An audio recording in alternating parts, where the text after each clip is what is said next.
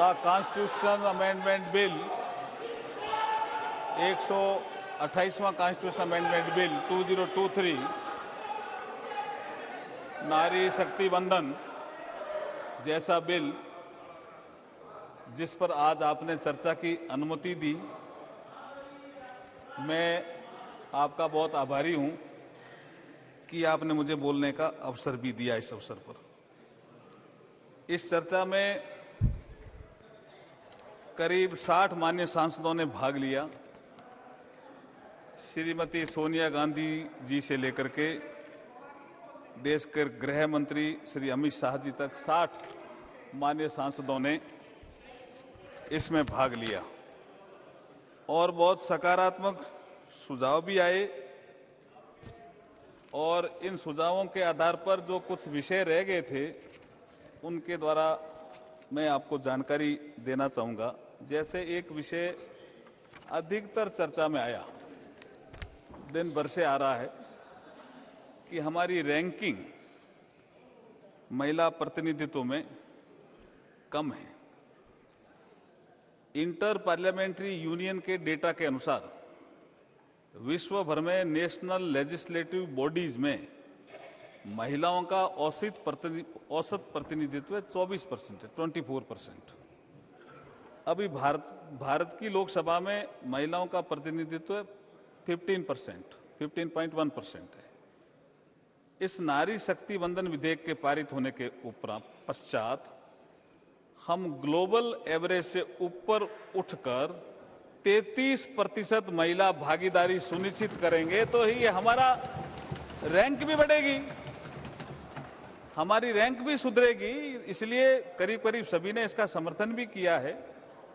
कुछ लोगों ने इसको पॉलिटिकल रंग देने का प्रयास किया, उसके लिए माननीय गृह मंत्री जी ने अधिकतर जवाब दिया। एक दो बिंदुओं का मैं भी जवाब देने की कोशिश करूंगा। प्रधानमंत्री मोदी जी के नेतृत्व में ये G20 में भी तय हुआ और प्रधानमंत्री जी का स्पष्ट सोच भी है कि वुमेन डेवलपमेंट से हमें वुमेन लेड डेवलपमेंट की तरफ तेजी से बढ़ना है और इसी कड़ी का ये बिल है। मैं 3-4 मुद्दे जो और आए हैं, विशेष करके कुछ महिलाओं के नाम इस चर्चा में आए जो मातृशक्ति ने महिला अधिकारियों के लिए संघर्ष किया। जिन्होंने भी संघर्ष किया उन सबका मैं अभिनंदन करना चाहता हूं। लेकिन कुछ भारत की महान परंपरा में नारी शक्ति का जो हमेशा से योगदान रहा है उनका भी मैं जिक्र यहां करना चाहता हूं। वैदिक काल में गार्गी, अपाला घोषा, लोपामुद्रा जैसी विदुषी महिलाओं का उल्लेख मिलता है जिन्होंने उस काल में देश और समाज का नेतृत्व प्रदान किया। रानी दुर्गावती, रानी चेन्नम्मा, रानी अहिल्याबाई, रानी लक्ष्मीबाई जैसी नारी शक्तियों ने समय आने पर अपने राज्य का नेतृत्व भी किया और अपने राज्य के शत्रुओं से अपने राज्य की जनता की न सिर्फ रक्षा की बल्कि विकास के भी नए कीर्तिमान गढ़े उन्होंने। ऐसी हमारी नारी शक्ति रही है। सावित्रीबाई फुले का नाम भी याद आया, रमाबाई, रानी गैडेनल्यू, भगिनी निवेदिता, रानी एनी बेसेंट, उषा मेहता, सरोजनी नायडू, अरुणा आसफ अली जैसी असंख्य नारी शक्ति ने आजादी के महासंग्राम में आगे बढ़कर नेतृत्व किया, अंग्रेजों से लोहा लिया, साथ ही नारी सशक्तिकरण और समाज सुधार के लिए प्राणपण से कार्य किया। मैं जिस राज्य से आता हूं, राजस्थान से, एक पर्यावरण की रक्षा के लिए अमृता देवी बिश्नोई 363 महिला और पुरुष शहीद हो गए लेकिन पेड़ नहीं कटने दिया। ऐसी महिलाओं का भी हमें वंदन आज करने का अवसर है। मैं इस सदन में, इस सर्वोच्च सदन में सुषमा स्वराज जी को भी याद करता हूं। उन्होंने कहा था कि महिलाओं को आरक्षण दिए बिना, उनके प्रतिनिधित्व के बिना ये विकास की यात्रा अधूरी है।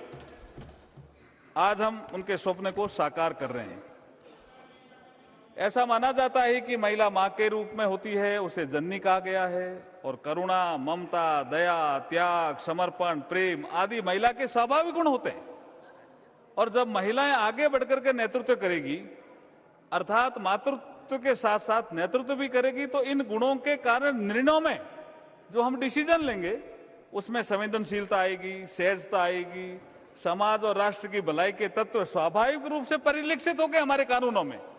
आगे हम 2047 में भारत की आजादी के शताब्दी समारोह का उत्सव मनाएंगे, तब यह दुनिया भारत की विकास यात्रा में महिलाओं के नेतृत्व को महसूस करेगी।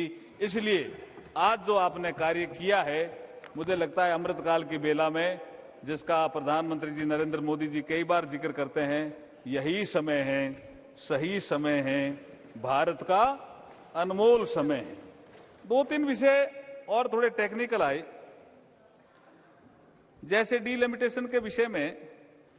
ये डीलिमिटेशन एक्ट संसद ने बनाया, कई बार उसकी संविधान में संशोधन संसद ने किया, 82 में प्रावधान है। तो डीलिमिटेशन जो अधिनियम है, उसके सेक्शन 8 और 9 में ये कहा गया है कि संख्या देख करके निर्धारण होता है, जिसका जिक्र अभी गृह मंत्री जी कर रहे थे। तो मेरा ऐसा मानना है कि ये टेक्निकल चीजों में हम जब अगर जाएंगे, तो कई बार आप शायद या तो ये चाहते होंगे कि ये टेक्निकल चीजों में ये बिल फंस जाए। इस बिल को हम फंसने नहीं देंगे अब।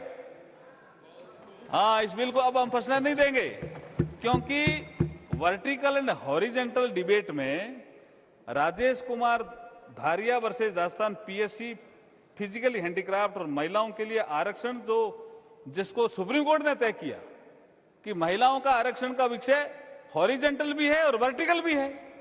आप कहते हो तुरंत दे दो, तुरंत डीलिमिटेशन भी नहीं होगा और तुरंत दे देंगे तो संविधान का अनुरूप नहीं होगा।